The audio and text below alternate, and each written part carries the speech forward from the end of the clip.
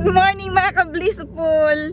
Tayo po ay maglalayas. Maglalayas po tayo today. And ipakikita ko sa inyo itong lugar na ito. Bakit ba? Bakit ba? Pwede naman, di ba?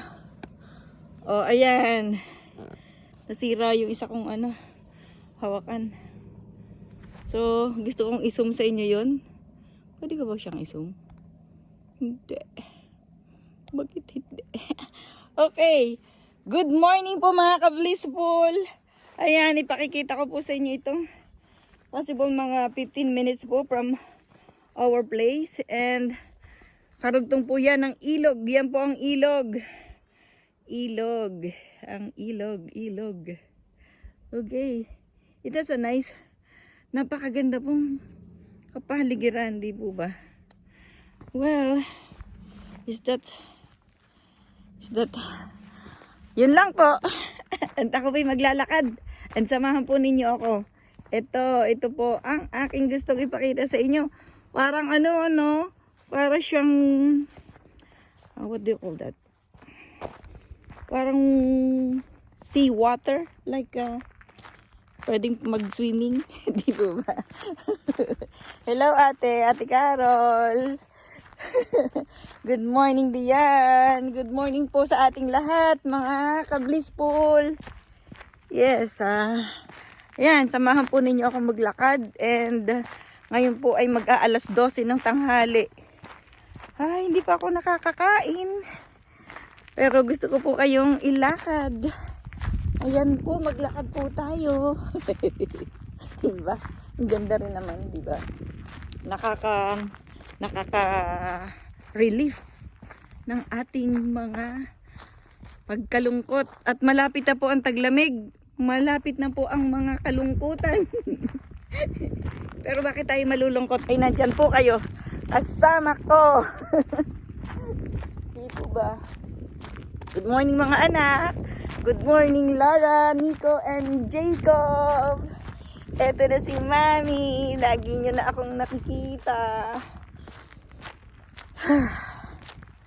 Okay. What? Gaganda ng mga, para akong nasa Bagyo. Di po ba? Yan Pine tree. Fine tree. Fine. That's a pine.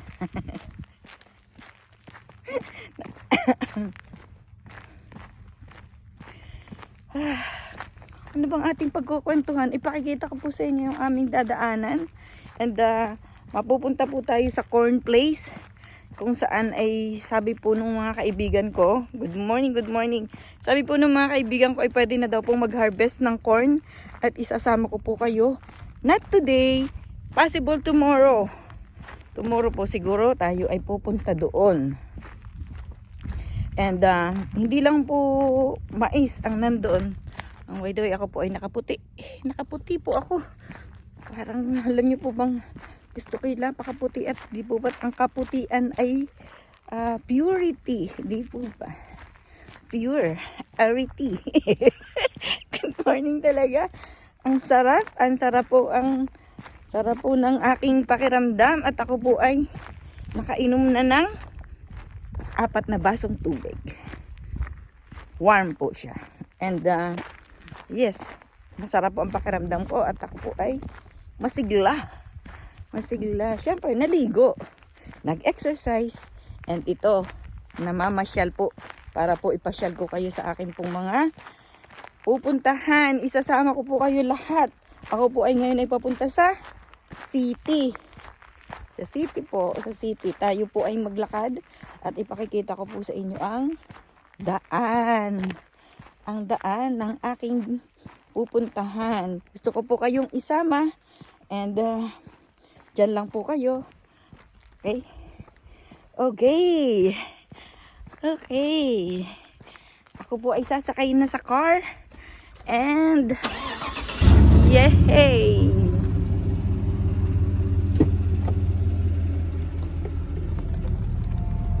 Okay. Wait, may seatbelt. Okay. Let's go. Yeah.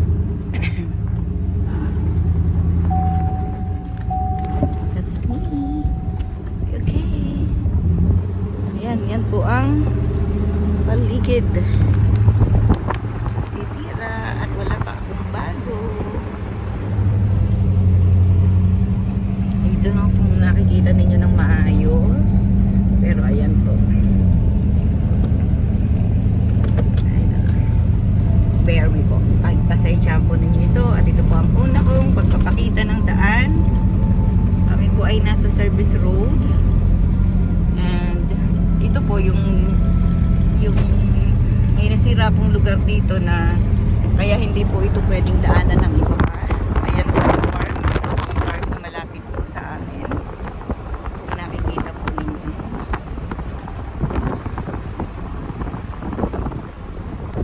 That's so nice. Yan naman po ay mga hay.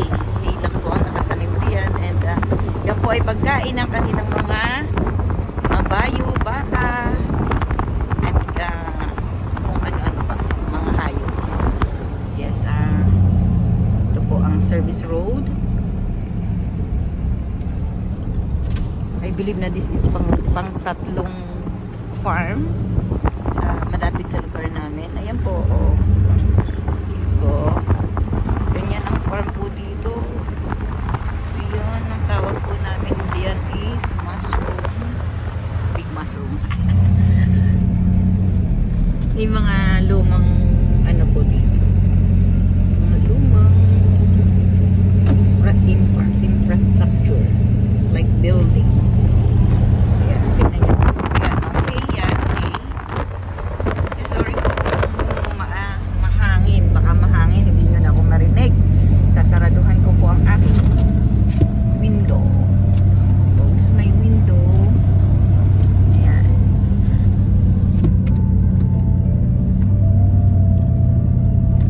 Ayan. May ganito rin din. Oh.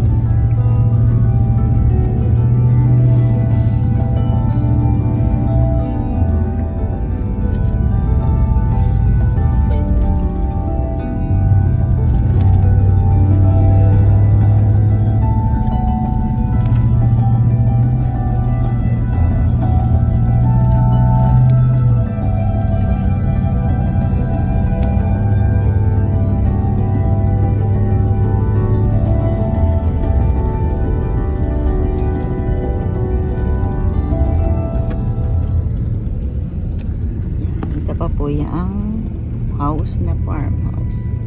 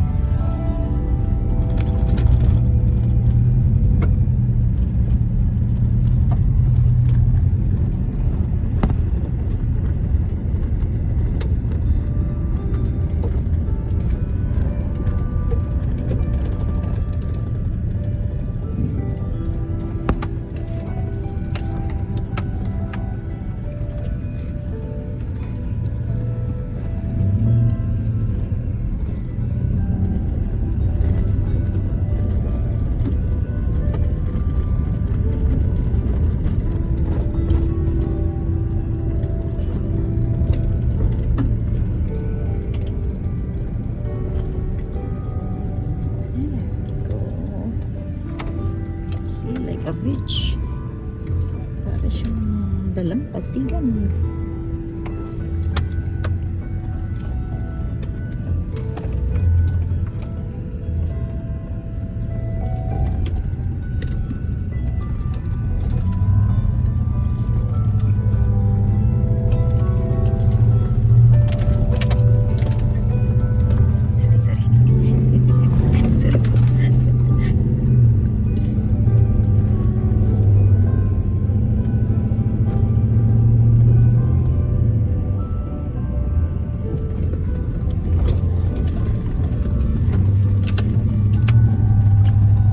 Sa laki po ng lupa ng Pilipinas, ng Canada. Pagka po wala siyang bakod, meaning po na siya ay lupa ng gobyerno. Okay? Pag wala siyang bakod, siya ay government land. So, they call that crown land. So, nung unang panahon, meron po dito ayan.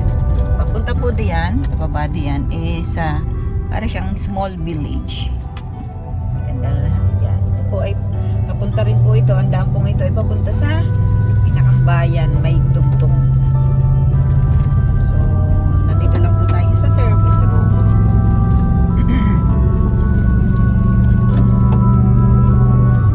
I just want to show you the beauty of the bukid here. Hanggat wala pa po siyang snow. Pero pagka po nagka-snow, hindi na siya green. So, after how many months again, magiging green, right? Magiging spring again. Malapit-lapit na po tayo sa corn place, and yeah, one of my friend, they said that it's open now. Tingnan po natin. Pwede na po daw mag-harvest ng corn. Yan, isa na po ito sa kanila pong properties. Napakalaki. And nakausap ko po yung may-ari nitong farm na to. Kung pwede nagtatrabaho sa store. Nakausap ko po siya at ang kanya pong tauhan ay 40 tao. So, pero yung 14 tao yung kanyang tauhan. Pagka po naman winter, hindi na po sila, wala po sila dito. Yung pong buong mag-anak ay nag-stay po sila dun sa kung saan magiging happy naman yung kanilang buhay. Pahinga nila yun, pahinga. Sila po ay dito rin sa BC, pero ano po, bakasyon po sa kanila yung winter. Kasi hindi nga po nagpo-produce ang plant, so ang natitira lang po ay yung mga nag-aalaga ng kanilang hayop.